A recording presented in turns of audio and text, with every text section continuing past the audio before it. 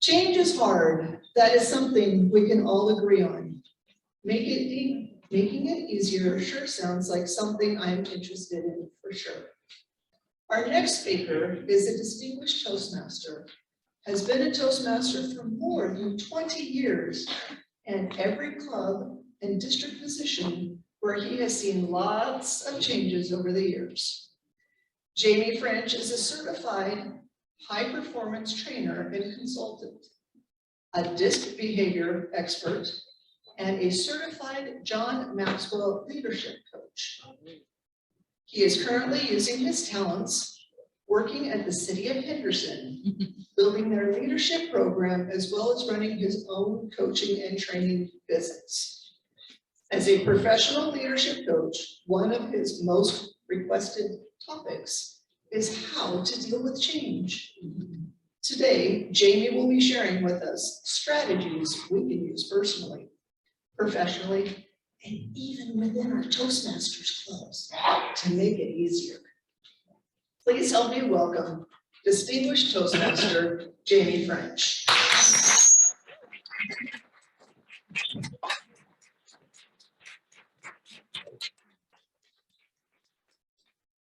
Carol, thank you so much.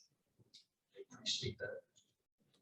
So this is Harry L. Ward. This was taken on January 20th, 2016. And he was celebrating his 100th birthday via FaceTime with his grandson, me. I don't know if you can notice or not, but this is me in the corner taking a picture that you're watching right or looking at right now. It struck me as I was having this call with my grandfather,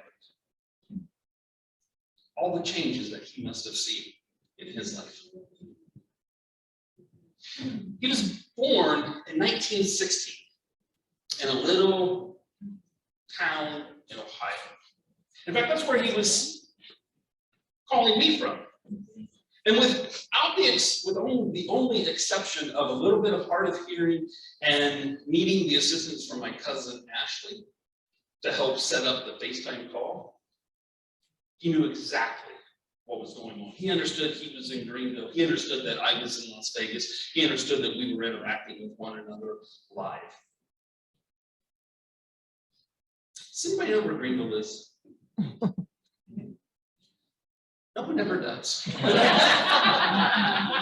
I bet that there is someone from Greenville someone relatively famous from Greenville that you probably know. No, it's not me. Raise your hand if you recognize the name Annie. So Annie Oakley was born, raised, left, came back and got famous, came back, resided out her later years, and died close to Greenville, Ohio. She was buried in Brock Cemetery. My grandfather was born less than 10 miles from Brock Cemetery. He was raised there. In fact, he personally doesn't remember if he ever met Annie, but his siblings did, his parents did. And I imagine that we are so connected to people who have experienced enormous amounts of change. I appreciate so much what Brandon shared earlier with us and the amount of change that he had experienced and shared his life with us. And I was so thankful that he was able to do that and was willing to do that. Here's what I share all of this about my grandfather and Annie Oakley and Greenville and all of these little connections, is that when we stop to think about change, we recognize that we're surrounded by it. In fact, without change, nothing really even progresses. Nothing even gets better if we don't have some sort of change. But we also know that change is hard. So let me do something. Let's do an activity real quick. Everybody, take your hands and just fold them like you would naturally fold. How's that feel? It's comfortable, right? That's just kind of the way to do it. Now just take your hands and just move it just one finger. And now it's weird. Crush arms. It's pretty cool. Now, change it. Weird. Stand up. And turn to the person, turn to somebody standing there beside you, and reach out to shake their hand with your left hand. Where's my right hand side? Where? Right, you can sit down.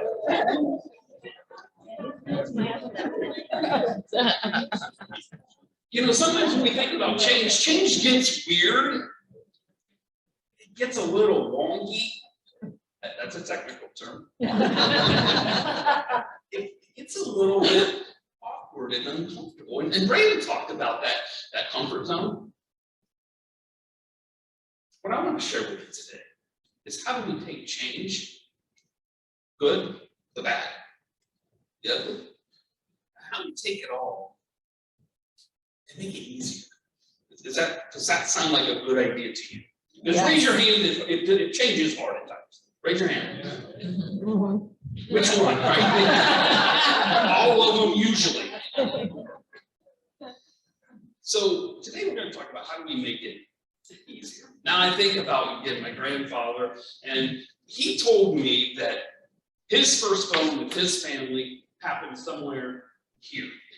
And even back then, only the richest of the rich had the great big huge box hanging on the wall.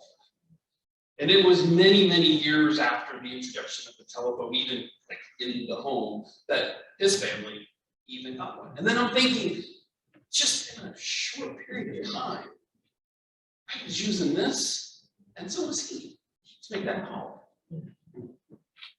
So without change, we don't get innovation. Without change, we don't get better. But yet change is hard, and we need to figure out how do we make it easy in order for us to get the better and get the innovation.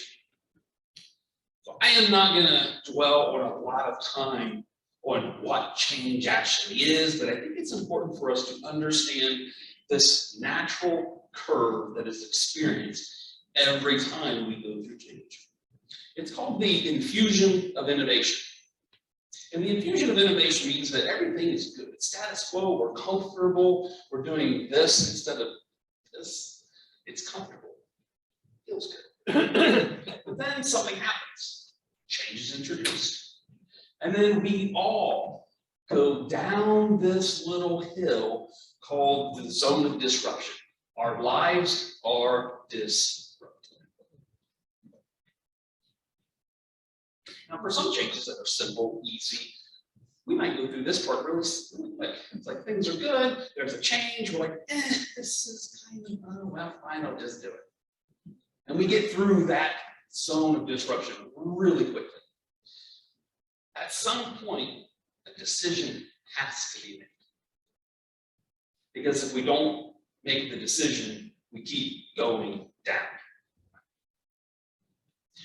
Once we make the decision, things get a little bit better. It's called the zone of adoption. We're now saying, okay, I get it. It's still hard, but I'm willing to do it. And then hopefully we move into a zone of better performance. We move into this area that's actually a little bit better than it was when the change was actually introduced the first time. I share that with you because all change, the little change, the big change, all of it follows that path. And I want you to know that that's normal. Because sometimes, if you're anything like me, is that you'll go and you'll experience this change and you find yourself stuck. Brandon talked about being stuck. We get stuck. We get frustrated. We get stressed. We kind of almost grieve the good old days. And as a result, we isolate ourselves sometimes and we think, I'm different. Something must be wrong. And I want you to know that that is normal. All of us experience that. Some get through a little bit quicker than others. Some struggle a little bit longer. If you hear nothing else from me today, I want you to know that that is normal. Now, I have a short video. Some of you may have seen this before. It made its rounds through the internet and YouTube and Instagram and Facebook and all of those. But it is a perfect example of that infusion of innovation. It has a little bit of sound, it's got some music. It was taken at the Sasquatch Festival, which I know absolutely nothing about. I keep telling myself I'm gonna look that up, and then I never do. But it's taken at this festival, and you'll hear some of the music playing, and I'm gonna try to talk over the music to see if we see each one of these points as it's actually happening live. So the Sasquatch Festival, I present to you now. So we got this weird guy. He doesn't care, he's just doing it. In a few weird looks.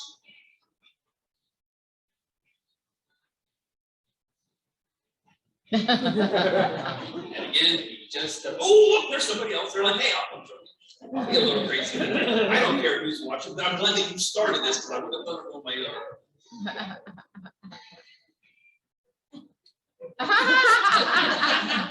More weird looks.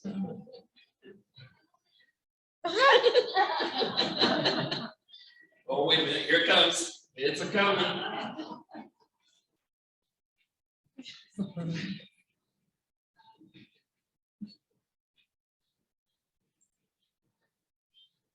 Closer, and there he is. Number 3 going. All right, I'm watching you. Nothing happened to you. You're okay. I'm ready to join in. And then something really interesting happens. Oh, we have 3 more. And some more. And then something interesting is going to happen here in just another 15 to 20 seconds. Raise your hand if you've ever heard the term FOMO. Fear of missing out. So not only was it fearful to start, but now all of a sudden those that aren't doing it start to go, I don't want to miss out on time.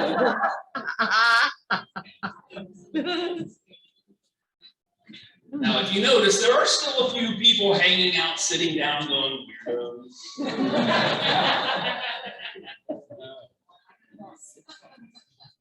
But in just another moment or two, even those sitting down now almost start to feel more awkward not being a part of it than they actually do trying to resist. They now feel like they're in the way.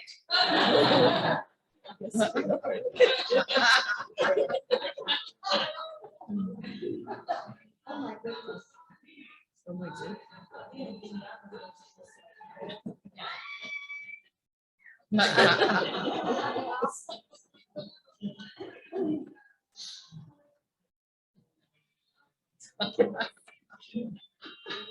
Still got a couple people sitting. To watch, more of them are getting up. They're getting up. I can no longer keep my seat. I have to join. If for no other reason, I can't see it.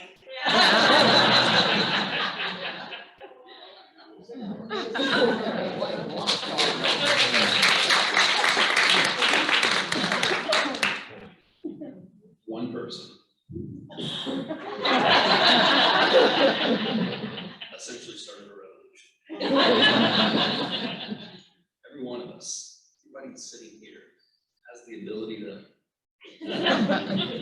start a revolution.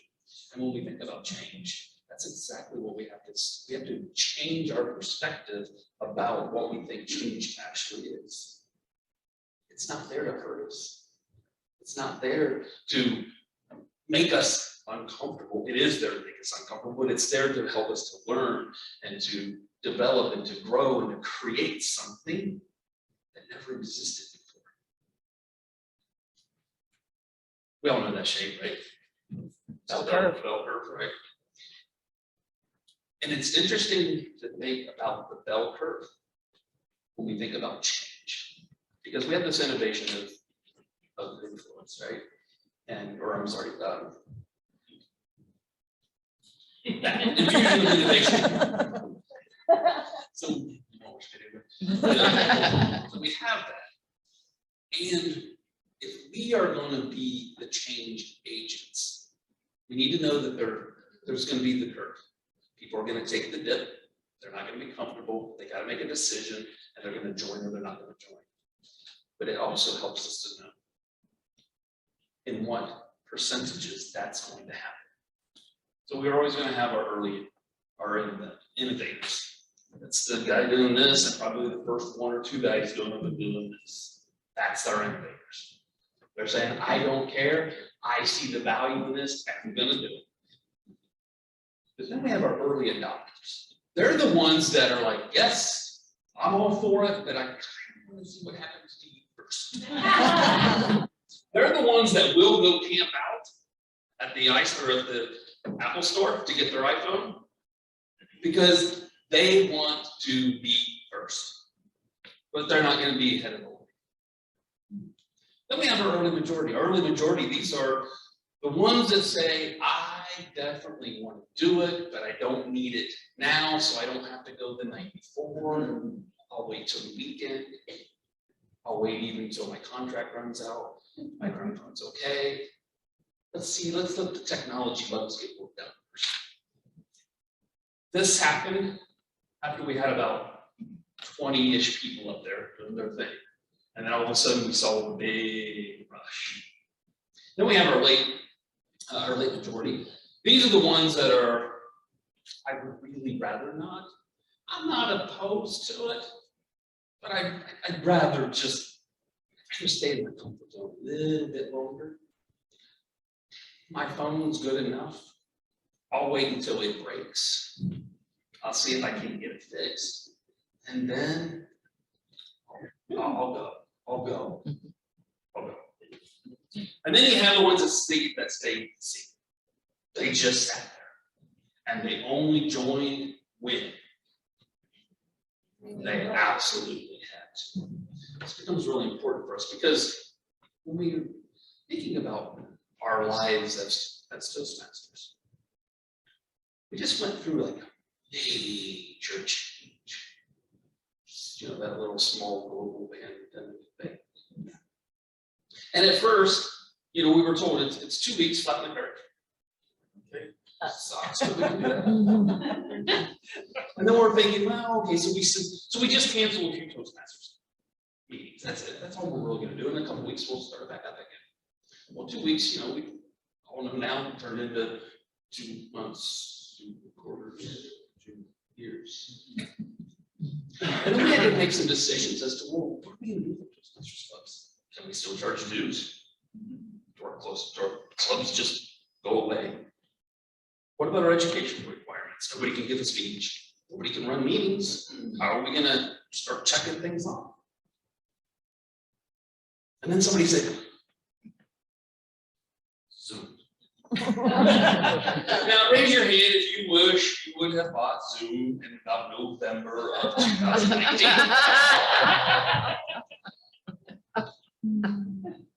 But then we had some people going, it'll never work. I don't want to do it. I don't like technology. You can't run a Toastmasters meeting virtually. It has to be in person. That's the only way to do it. You lose the energy, you lose the connection, you lose all of this. I don't disagree. I wouldn't say I was a laggard. I was close. In my organization, I worked for the city of Henderson, we had to transition over to Microsoft Teams. I wasn't going to use it. Call me. You want to talk to me, you call me. Or shoot me an email. I don't need to see your face. And I know some people felt the same about me.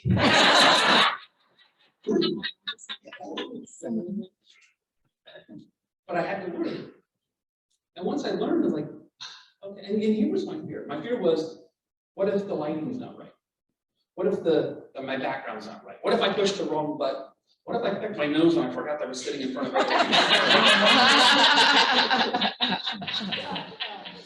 Don't tell me you haven't had that fear.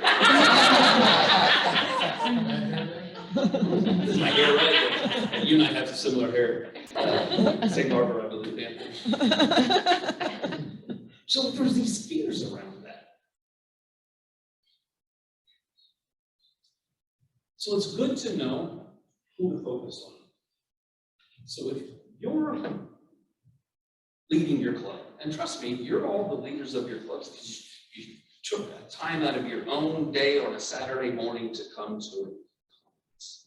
That says a lot. So when we say we need to make a change, we need to make a decision. Are we going to go back to meeting in person? Are we going to stay virtual? Do we want to do a little bit of a blended? Well, I don't know. We can't blend in. How are you going to have a camera and how are we going to have people there live and then we'll be able to see each other? They can't interact. That'll never work. Yeah, we're doing it for a conference today. I can pull one. So if you're going to initiate change, I know it's going to be tough on you, but it's also going to be tough on your people. And the way that we need to do that is we need to focus on these early adopters and the early majorities. These two will be the squeaky wheel that we always want to get the grease to. It'll never work. We've done it before. We didn't work before. It's too much effort. It's not going to be. And if we give them all the attention, we lose this. So find those that want it. They just haven't figured out how to do it yet. And get them charged up. Get them excited. Get them out there doing some dancing. And these will follow. There's reason that we are resistant to change. Raise your hand if you're familiar with Maslow's hierarchy of needs. Yeah. So the way the hierarchy of needs works is that I can't move to the next level until this level has been satisfied. So until my physiological needs are met, I don't give one care about my personal safety. If I am hungry, I don't have food, and I don't have clothes, I don't care if I have to walk in and rob a store. I don't care about my personal safety because my physiological needs are not being met. I don't care about belonging and being a part of something until I feel safe. And I believe this right here is where we are as Toastmasters. As we're transitioning back from the pandemic into our clubs, how do we move forward? How do I make sure that I have my members feel safe walking into a club, literally around people? Regardless of your feelings or your thoughts about the whole pandemic, we still live in a world where people are uncomfortable with that. If they don't feel safe, they don't care to belong. But we also have people who don't feel safe staying at home on Zoom because I don't know how to use the technology. I'm afraid that I won't have the right lighting. People won't be able to see me. They might get the news. So I don't feel safe there. So until we can make them feel safe, they're not ready to move to belonging to a club again. That becomes a huge challenge for us to be able to introduce that kind of change to the right people at the right time, and knowing that as soon as we introduce the change, they're going to take the dip. And it's our responsibility to say, how do we get them to their decision point as quick as possible? So I got some suggestions for you. Raise your hand if you've ever just run and jumped into a pool of water without testing it first. What is that experience like? Exactly. Exhilarating. I love that word, exhilarating, because you run, you jump, you land, you go. Exhilarating. And how quickly do you recover? Quickly. Almost immediately. Now, tell me if you've ever taken this approach to walking into a pool of water.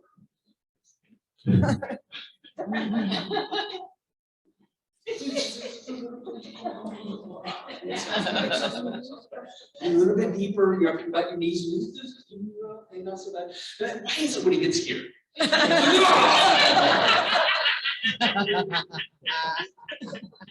then you take the next step. You take the next step, and every single one of those steps is uncomfortable. And we're experiencing the same pain of, oh, that wasn't so bad, over and over and over again. I call it 99% is hard, 100% is easy. Meaning that if I'm only 99% committed to something, I still give myself an out. If I give myself an out, then here's what I'm actually doing. I'm trying to make the decision over and over again, every step of the way. When I run and jump, I'm committed. I'm going in that thing. I can't stop it. So when we decide what is the change we're going to introduce, we've got to be 100% committed to it. It makes all future decisions easier because essentially they've already been made. And if you're sure you're committed, then your members will be committed and sure and feel confident in you as well. Everybody knows that guy? Einstein. Yeah. One of my favorite images of Einstein. Anybody know where that image actually came from? So he was out socializing with some friends, and they had some libations, and they were getting into a car, the backseat of the car, to be driven someplace, and somebody from the press asked for a picture, and he just turned around and stuck out his tongue, showing as brilliant as Einstein was, there was a fun side to it.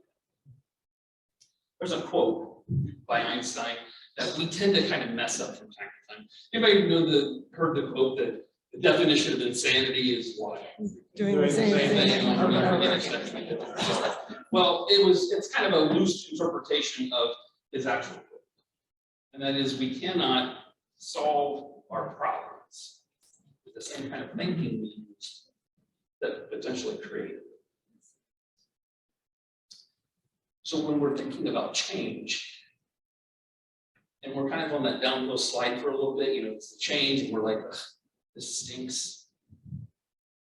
We need to start having this thought of like, what is it that I actually can learn from this? Brandon mentioned that we have to change our mindset. We have to change our perspective to say, what can I learn from this? As horrible, as lousy, as miserable as it may be, I have to be able to learn from it. Viktor Frankl, everybody know who Viktor Frankl is? He's a psychologist, was in German concentration camps, lost his entire family.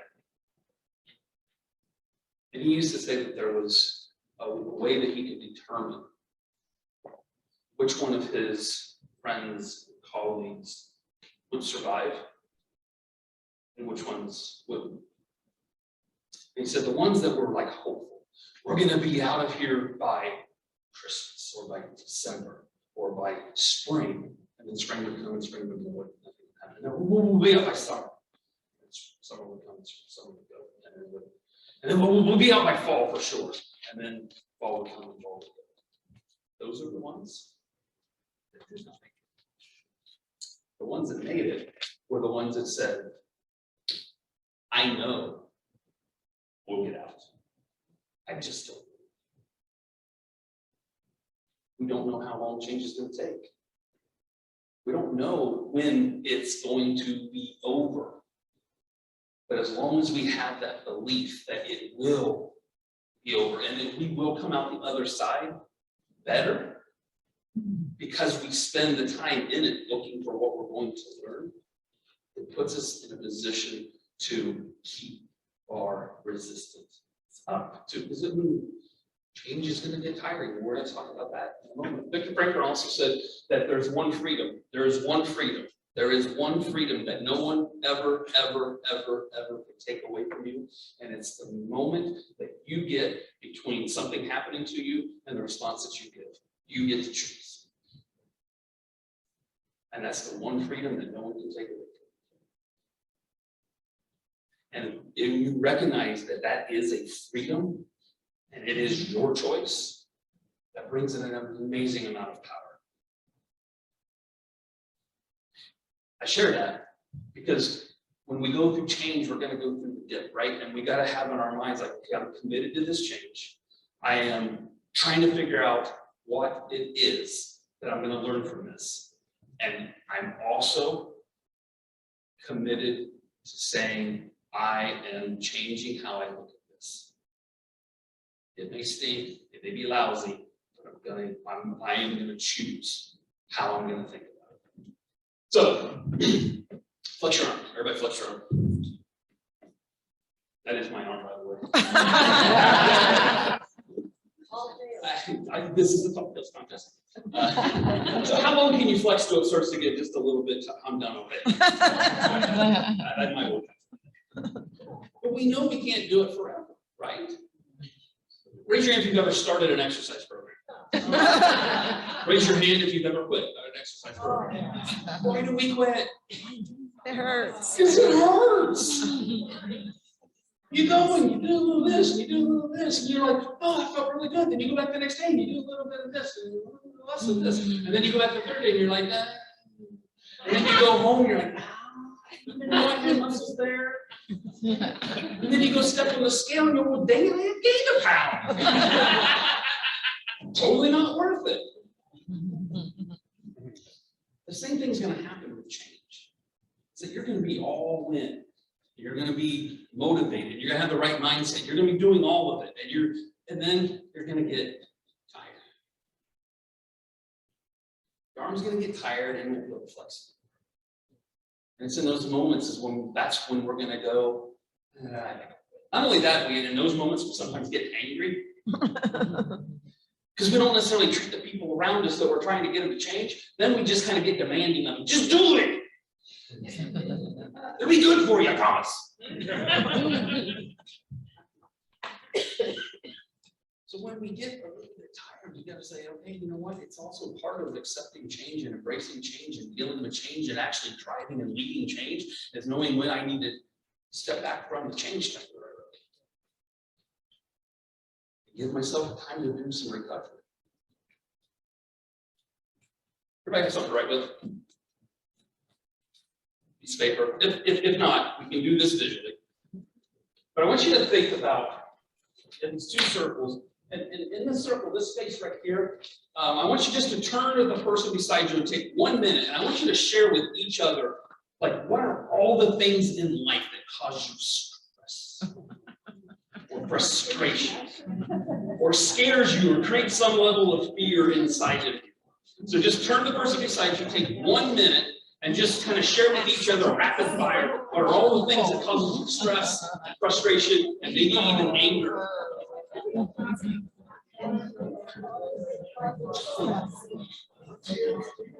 Friend. Yeah.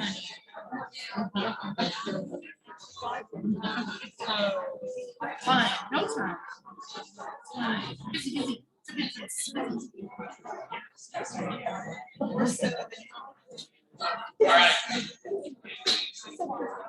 All right, so just kind of shout out some of those things that you were talking with your partner about. What are some of the things that cause stress and frustration? Family, kids,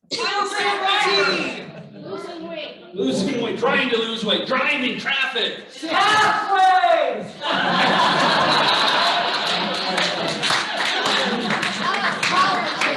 Politics, sickness, health. Not too much. Gas prices. Money. I'm sorry. Uncertainty. Traveling, the traffic. What else? Change.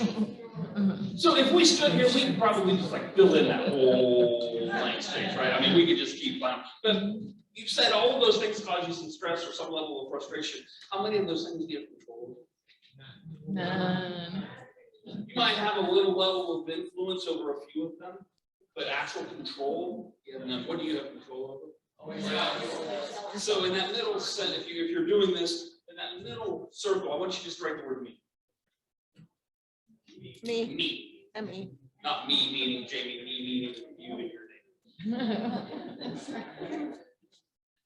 And when you start to think about it, that is literally the only thing you have control over. What we actually have control over in life is really, really small. It's ourselves. And if you take that and you kind of lay it over on the side, it starts to kind of give a little bit of a semblance of a merry-go-round. Who remembers the merry-go-rounds as a kid?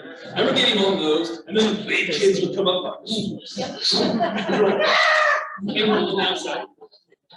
And when you're hanging on the outside, what is like literally the only thing you're thinking of? I'm gonna kill it. Don't let go. Don't let go. And then you're just screaming, and everything's like, can you see anything? No. It's like a big blur, right? It's nuts. But if you could like pull yourself up, pull yourself to the center, and then you got to the center of that merry-go-round. What was it like in the middle? Safe, calm, and then you could stand up, almost effortless. And did you notice that when you were in the middle and you started to look at all the stuff going on around you, you could actually kind of see it. And here's the reason why. Your perspective changed. Your perspective changed. Life gets that way with us. We try to focus on all the stuff that's outside that's causing the stress and all these different things that we can't do anything about. We're just kind of like screaming, just don't let go. If we could change our perspective by focusing on that, the only thing we have control over, everything that causes us stress takes on a different perspective. If you kind of look at it also like a bullseye, right? And if you had a bunch of darts, and I'm putting a bullseye way back on that wall, and I'm just kind of flinging them across the room. What's the chance I'm gonna hit the bullseye? And if I did, it would be out of just Pure luck. Pure luck, right? You might have killed a couple of people. And I might have actually killed a couple of people, and I'm never going to be invited to Toastmasters again. I'll follow you on Zoom. But if I had those darts and I just focused on the bullseye and I stood here and it was very intentional about focusing on the bullseye, I'm probably still going to miss. That's a long way, and I don't play darts, and I need new darts, obviously. But the more I did, if I did it day in, and day out, day out, and then one day down the road, you came up to me and we had darts and said, "Hey, Jamey, get that bullseye." There's a chance that I might hit it on that day. Maybe. I may not hit it exactly, but I think we would all agree I'm going to be a lot closer on that day than I would be when I'm just flinging them across the room. Focusing on that bullseye, the thing that we can control, takes intention.